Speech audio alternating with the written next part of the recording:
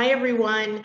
I am lucky and very excited to be hanging out this day with Miss Jules with an S Chambers, and I am kind of hoping that Jules will be able to shed some light on the mystery surrounding why people don't add Iceland to their list of places to go to. Thank you, Jules, for being with us today. So first and foremost, where I don't know where to start. Where did you come from before you went to Iceland to thrive? Yeah, well, it's my pleasure to be here. So thank you very much for having me. And I love sharing my story, so I'm more than happy to talk about how I got here. I'm originally born and raised from in Brooklyn, New York.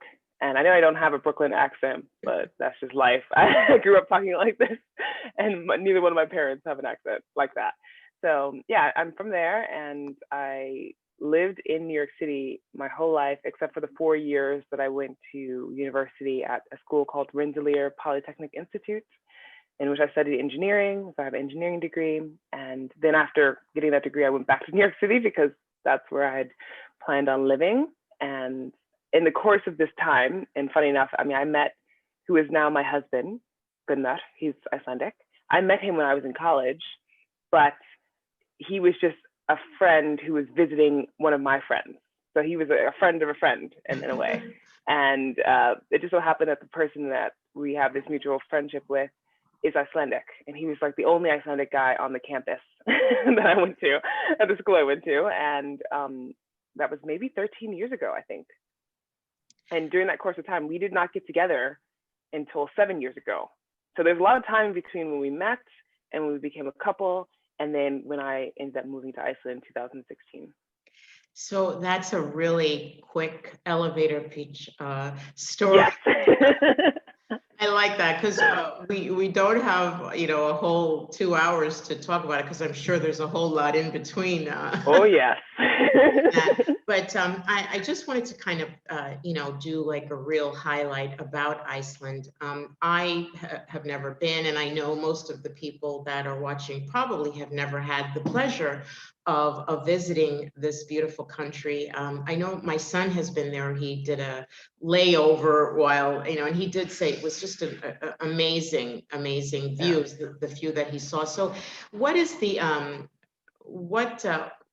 don't remember you saying what drew you there besides, I guess, your husband. Was there something else that made you decide that this was the place? Yeah.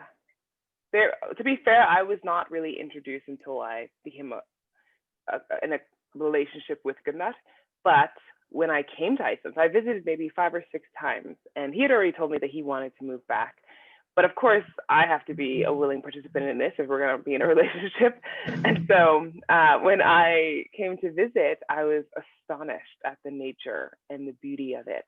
And I was also astonished at how I was well received, because I know for many people watching this that, maybe you don't, but I've heard it from many people at least, that for Black people, we look up to see how we're being treated from other people who have visited, doing research basically on whether or not it's safe to visit a country. And I've done that so much in life that, of course, my first thing when I talked to Goodnut was like, so how is it for Black people? Because he'd been living in the US for 8 years at that point, and in the Midwest specifically. So, there was like it's a very strange dynamic there. I'm not used to that. I'm used to being in New York City. So it was kind of interesting to hear his take, because he's a psychologist. So he was working along with people who were in marginalized groups and giving them therapy. So he had more insight than a normal white foreigner, and that was very helpful because I didn't have to explain a lot of things to him. He already understood. And like his idol is Martin Luther King, so I was like, oh, great. So I'm not here educating you. You already know about the books and the history and things like this. But still, it is not the same when you come to your own country, right? Like there is this, when you go other places, it's so much easier to see what is not okay. Then sometimes it's harder to look internally. And Iceland has been put out there as this like utopia in terms of gender equality and friendliness. And I'm not saying that Iceland is perfect. It definitely isn't. But it is such an amazing place, and I felt so welcomed here. there definitely is issues, especially when you live here and you really like get into the nitty gritty of society. But for visitors, for sure, I never felt any type of prejudice. And in my Icelandic family, I have never felt any prejudice. I've only felt like I was just a part of the family. And so that was a very big part of me moving. And then the third part has to do with I found a job here. So I made a pact with Gunnar that I would not move until I found a job that suited my career, because I was not willing to move here and start over in a restaurant and whatever else. Like there are many people who do that, and I give tons of credit to them. I've been working really hard and I'd actually transitioned my career into digital marketing some time ago.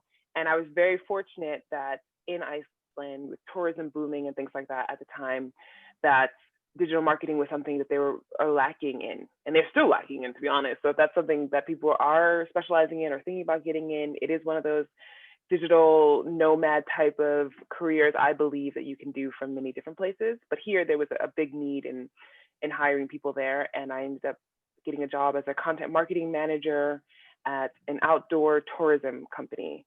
And this company, yeah, so then part of my job was I had to understand why we were marketing the glaciers and hiking in the highlands and all these things. So they were like, you have to go out there and experience it. And I was like, okay, like this is great. And that just, my passion for Iceland just grew enormously because I just had such a deep connection with the nature.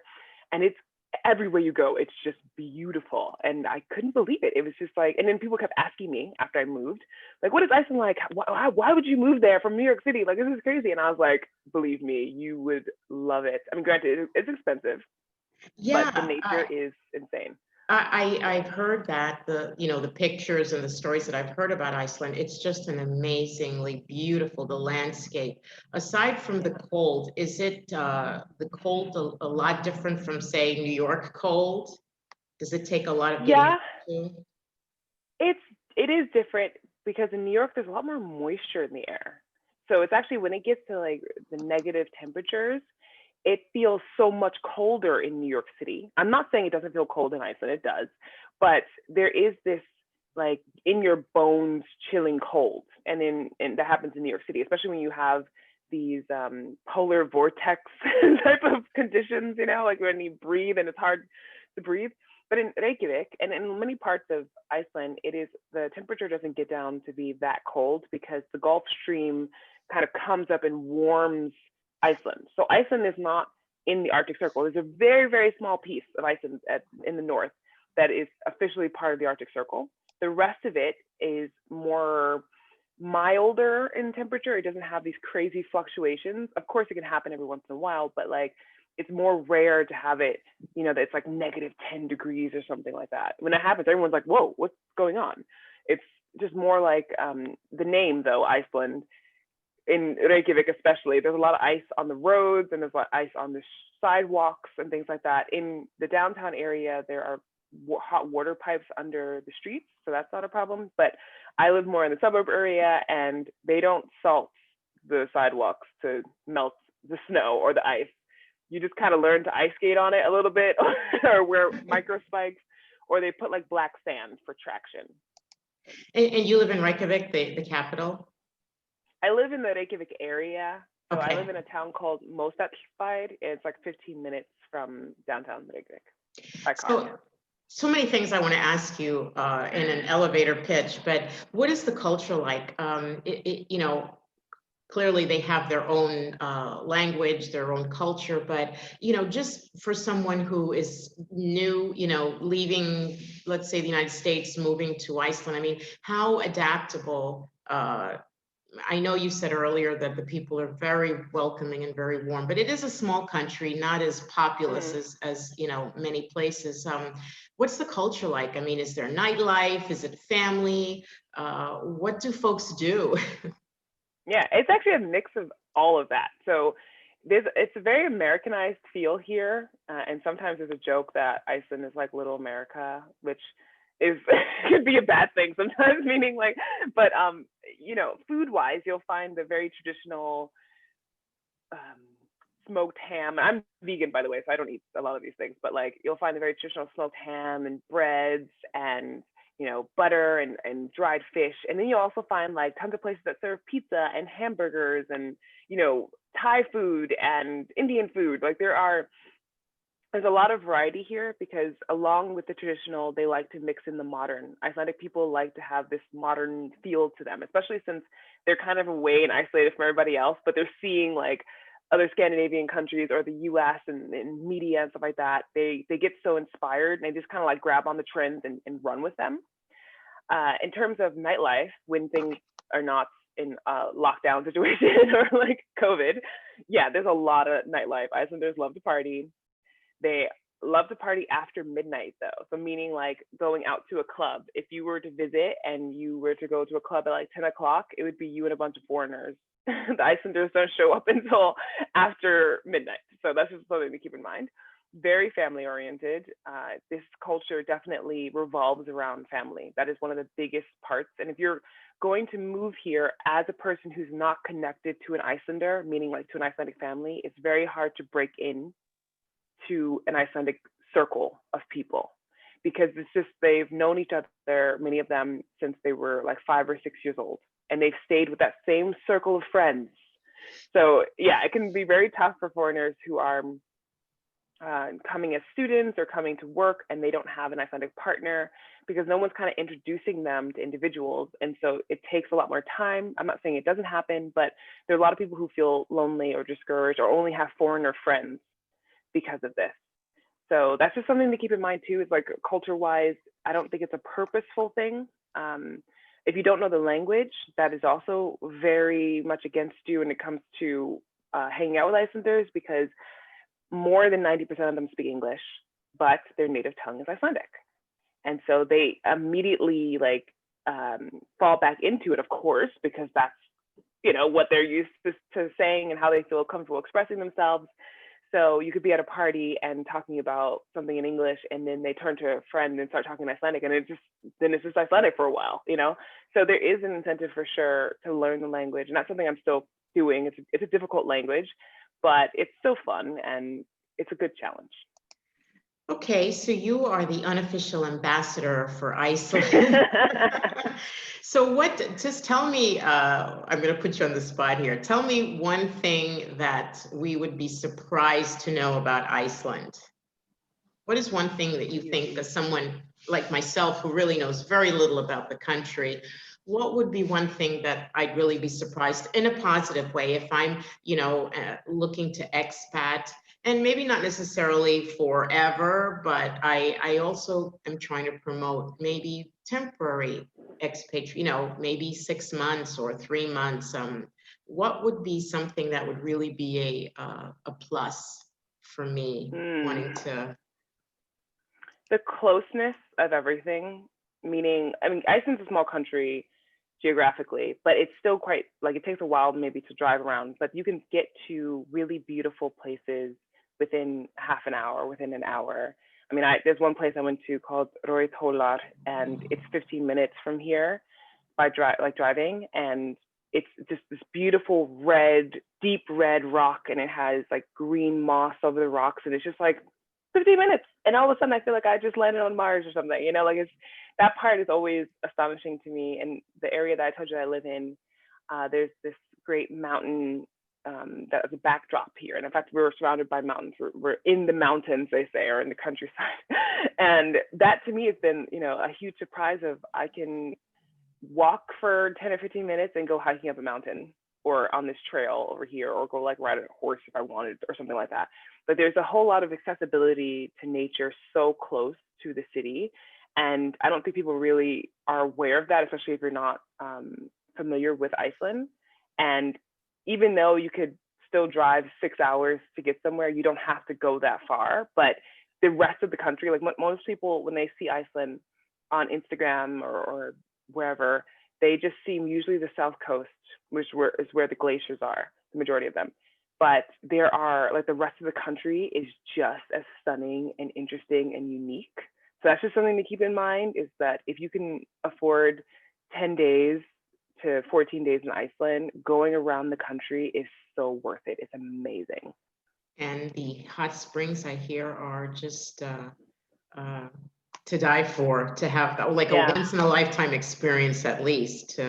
Yeah, I just went on the hot spring hike yesterday, and I have a video coming out about it tomorrow, and it's 40 minutes from Reykjavik, and it's awesome. Yeah, I wanted to ask you about that also, but what is the food like? What is the typical Icelandic food? Yeah, if you mean traditional Icelandic food, it Yeah, is tradition. like what I mentioned earlier. So this smoked ham, they call it skinka, and you have this flatkökur. So there's this bread that is very flat. It's really delicious though, and they put like butter on it, and rugbrøð, which is bread that they used to traditionally bake in the ground in the geothermal areas. But now of course, they do it in a bakery. But it's sweet, and it's a dark brown, like a malt colored, really tasty. And then harfiskur, which is dried fish, really stinky, but really high in protein for people who eat fish. Fermented shark, that is one of the foods that I tried it before I was vegan, and it was awful. I'm not gonna lie, but if you take a shot of Brennivin, which is their it used to be called Black Death, which is not a nice name, but like meaning like it doesn't sound appealing, but it washes away the shark ammonia smell and taste. Yeah. So now, if you're going, I'm sorry, a lot of your food is imported, I suppose, because of the climate. Yeah.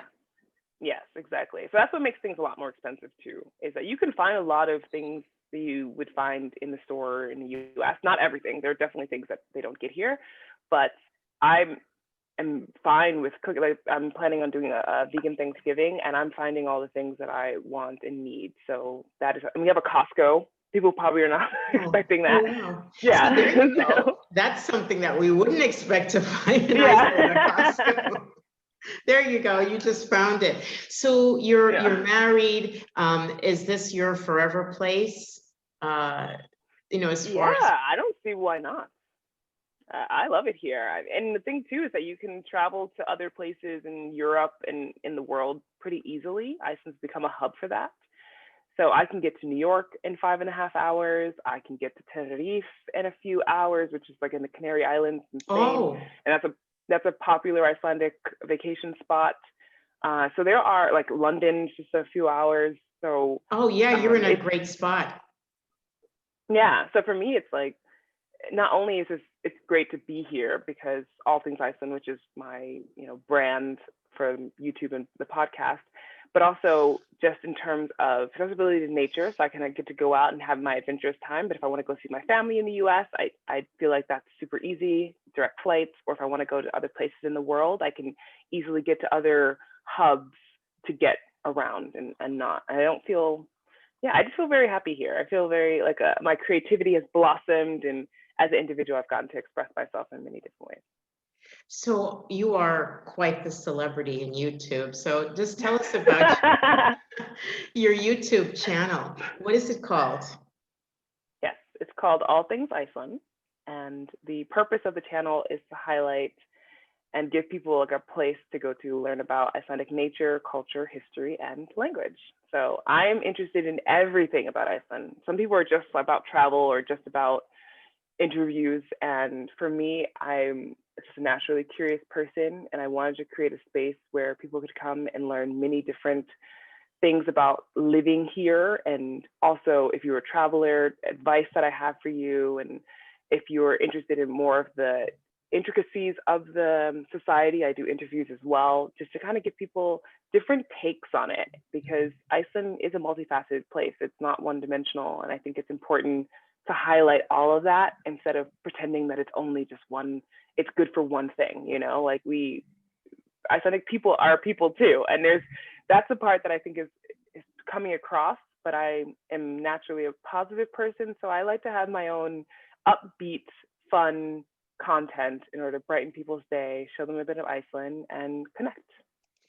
Yeah, and I think that is super important. I love what you're doing because this is such a big world out here, as you know, and we just tend to, stay in our little bubble. And when we're thinking of going to expat places, we think of the most popular places, that everybody's going to. And we sometimes don't think about some of these not so popular places that might be our paradise, that might Yeah. be the panacea that we've been looking for. So I'm so excited to have the opportunity to do a chat with you. We're going Thank to you. put your YouTube channel down below so that folks can, if they want to explore some more and know all about this beautiful country that you are the ambassador for. Thank you. And it's so nice to, I wish that we could talk for hours, but I think watching your channel will give us a really good idea of what to expect with life there. Miss Jules, thank you so much for Thank you. chatting with It's a us. All the pleasure. best. And maybe we'll see you out there soon. Yeah, I hope so. Thank you. Bye-bye. Thank you.